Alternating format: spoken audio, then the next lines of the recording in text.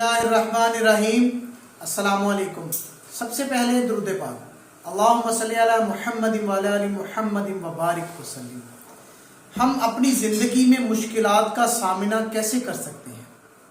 آئیے آپ کو آج میں بتانے کی کوشش کرتا ہوں۔ یہ آپ کو ایک سٹوری سناؤں گا، ایک گھوڑے کی سٹوری ہے۔ ایک گھوڑا جو نہایت ہی مشکل میں تھا، اس کے ساتھ کیسا واقعہ پیش آیا۔ تو سٹوری سننے سے پہلے نا کوشش کر کے میرے چینل کو آپ لوگ سبسکرائب کر لیں، اور اگر ہو سکے تو میری ویڈیو کو پورا دیکھا کریں، انشاءاللہ آپ کو بہت مزہ آئے گا۔ ایک دفعہ نا ایک گھوڑا نا ایک گہرے گڑھے میں گر گیا۔ مالک اس کا بہت پریشان ہوا، کیونکہ گھوڑا زور زور سے چلا رہا تھا کہ مجھے بچاؤ مجھے بچاؤ، یعنی کہ اپنی زبان میں مالک کو سمجھ آ جاتی ہے۔ وہ مالک جو کنارے پر کھڑا ہو کر نا اس کو بچانے کی ترکیبیں سوچ رہا تھا، مگر اس کو کوئی ترکیب سمجھ نہیں آ رہی تھی۔ بہت پریشان ہوا، پریشان ہو کر اس نے اپنے دل پہ پتھر رکھ لیا کہ یار اب تو ویسے بھی یہ گھوڑا بوڑھا ہو گیا ہے۔ جب انسان کا ہاتھ کسی چیز تک نہیں پہنچتا نا، جیسے انگور کھٹے والی کہانی سنی آپ نے، اگر وہ کسی چیز پر نہیں پہنچتا تو انسان کہتا ہے یار اب یہ میرے لیے بیکار ہے۔ اس نے سوچا کہ یہ گھوڑا تو ویسے بھی اب بوڑھا ہو گیا ہے، آج نہیں تو کل تو اس نے مر ہی جانا ہے، تو کیوں نہ اس کو میں ایسے ہی گڑھے کے اوپر مٹی ڈال کر اس کو میں دفن کر دوں۔ اتنا اس نے سوچا، اور سوچ کے نا اس نے اپنے ہمسایوں کو بلایا کہ آؤ یار میرے ساتھ آؤ، ہم نے نا گھوڑے کے اوپر مٹی ڈالنی ہے، گڑھے کو بند کرنا ہے۔ وہ ہمسائے اس کے آگے ساتھ، ان سب نے مل کر اپنے بیلچوں سے کدالوں سے مٹی کی کھدائی کرنی شروع کی اور گڑھے میں ڈالنی شروع کر دی۔ اچھا، جب وہ مٹی ڈالتے تھے نا تو گھوڑا چیختا تھا، مسلسل چیختا تھا۔ پھر وہ مالک نے دیکھا کہ گھوڑے کی آواز آنی بند ہو گئی۔ وہ سمجھا کہ شاید وہ مٹی تلے دب گیا ہے، مگر اس نے جب گڑھے میں دیکھا تو ایک عجیب ہی منظر اس وقت اس کو نظر آیا۔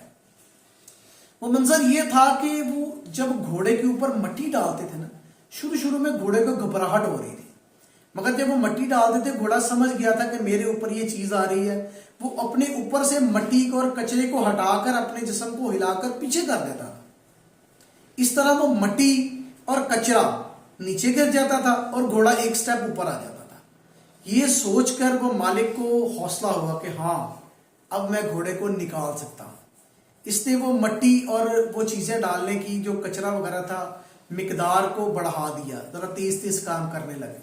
گھوڑا بھی سمجھ گیا تھا، اس نے بھی وہ اسی طریقے سے چاڑتا تھا۔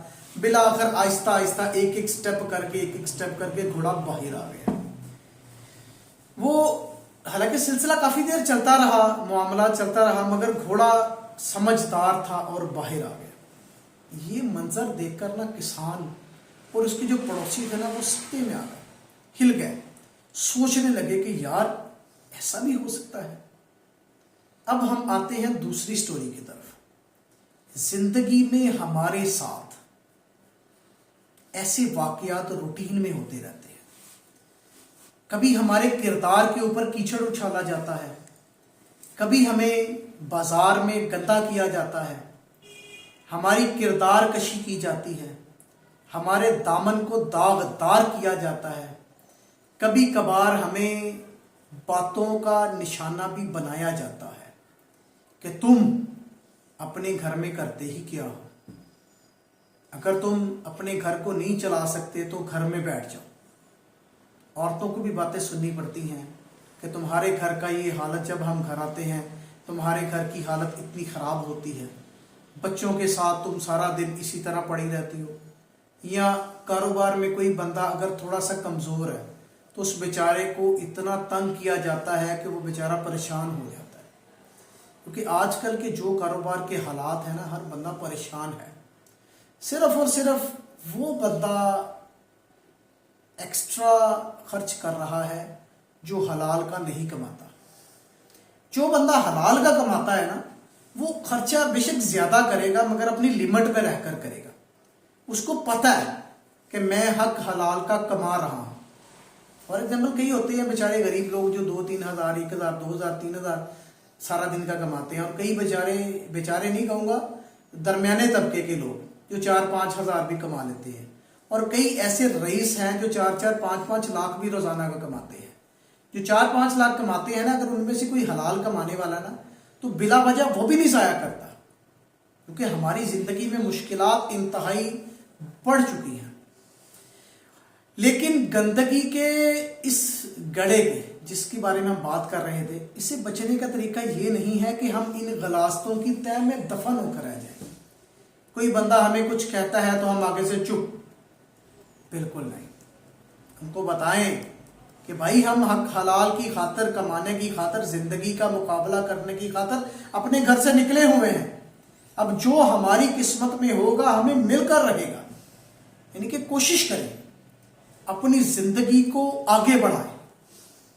یہ جو چھوٹی چھوٹی باتیں کرنے والے لوگ ہیں نا، دراصل ان کے پاس صرف باتیں ہیں، ان کے پاس اور کوئی کام نہیں ہے کرنے کے لیے۔ یہ نہیں چاہتے کہ آپ خوشحال ہو، یہ صرف باتیں کرتے ہیں۔ اگر آپ ان کا بیک گراؤنڈ دیکھیں نا تو دنیا کے انتہائی نکمے شخص یہی نظر آئیں گے۔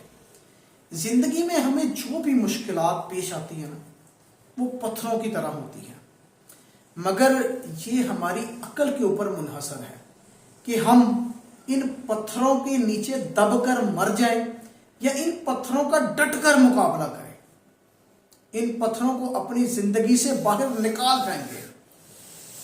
یعنی کہ یہ ہمارے اوپر منحصر ہے کہ ہم کنویں کے اندر گر کر دب جائیں یا اپنے آپ کی مٹی جھاڑ کر کنویں سے باہر آ جائیں۔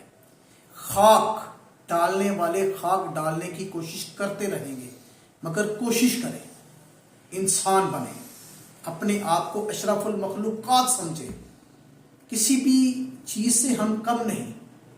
اللہ پاک کا ہم پر لاکھ کروڑ احسان ہے کہ ہمیں اپنے پیارے محبوب صلی اللہ علیہ وآلہ وسلم کا امتی بنایا۔